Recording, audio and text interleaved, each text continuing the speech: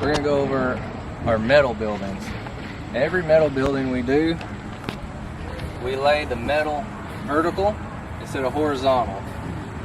We also layer the entire walls, as you can see, with OSB, and then we attach our metal to the building. We also have our studs, our 2 foot on center, with a double stud every 4 feet, and helps strengthen the wall with the OSB and the metal. We also do 2x6 loft joists. This is going to make it where you can store more stuff and heavier stuff up here. If your wife kicks you out of the house, you can sleep up there. Be good to go. Every metal building also comes with what we call our version of French doors.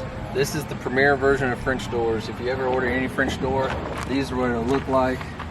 2 solid fiberglass doors connected in a frame with J-trim to protect the front top gap.